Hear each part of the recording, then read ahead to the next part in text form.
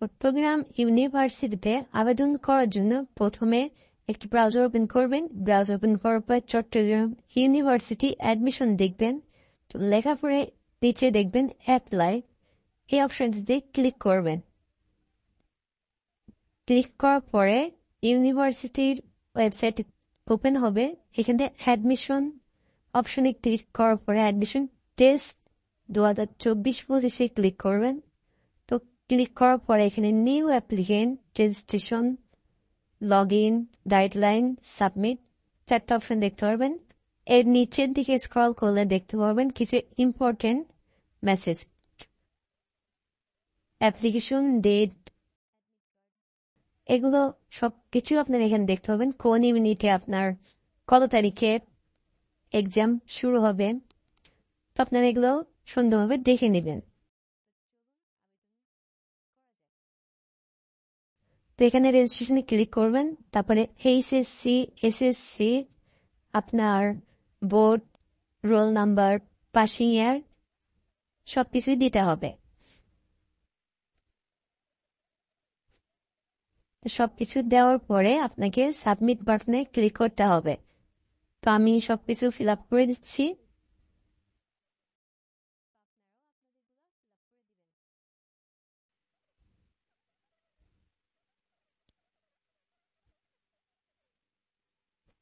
And submit. এখানে আপনার একটি মোবাইল নাম্বার দিতে হবে। অবশ্যই ফোনটি কাছে রাখবেন। এখানে একটি এসএমএস যাবে।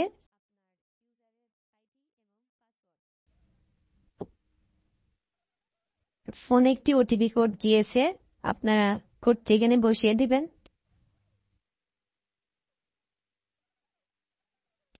এখানে দেখতে পাচ্ছেন your registration has been successfully complete. আপনার নাম্বার একটি ইউজার আইডি এবং পাসওয়ার্ড গিয়েছে, এইটি দিয়ে আপনাকে লগ ইন করতে হবে। ইউজার আইডি এবং পাসওয়ার্ড আপনি এসএমএসে পেয়ে যাবেন, সেটি আপনি এখানে দিয়ে লগ ইন করবেন।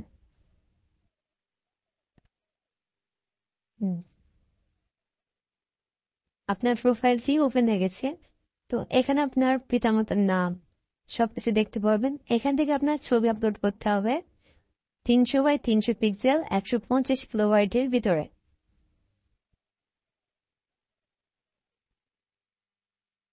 ছবিটি আমি আপলোড করে দিচ্ছি।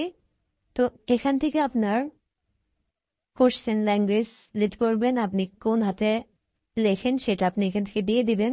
তো আপনার যদি কোনো কোটা থাকে সেক্ষেত্রে আপনি কোটা সিলেক্ট করবেন। তো এখান থেকে অবশ্যই আপনাকে 3টা এক্সাম সেন্টার সিলেক্ট করতে হবে।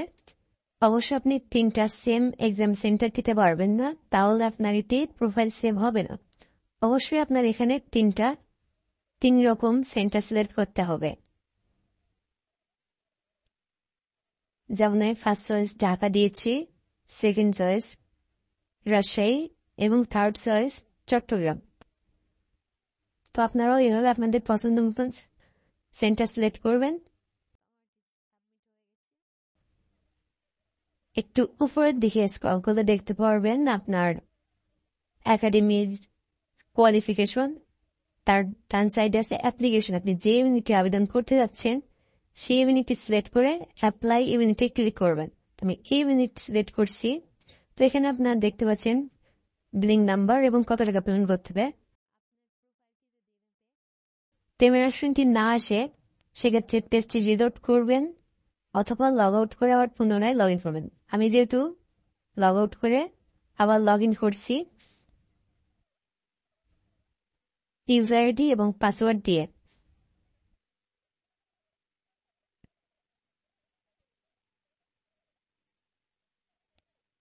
অনেক সময় সার্ভার সমস্যার জন্য এটি দেখাতে পারে। তো এখন দেখতে পাচ্ছেন আমার পেমেন্ট গেটওয়েটি চলে আসছে। বিকাশের মাধ্যমে পেমেন্ট করব, সেক্ষেত্রে বিকাশে ক্লিক করার পরে আপনার বিকাশ নাম্বারটি দিতে বলবে। এখানে বিকাশ নাম্বারটি দেওয়ার পরে আপনার 6 সংখ্যার একটি ওটিপি কোড আসবে। কোডটি এখানে বসিয়ে কনফার্ম করবেন। তারপর আপনার বিকাশের পিন নাম্বার। কিছু সময় ওয়েট করার পরে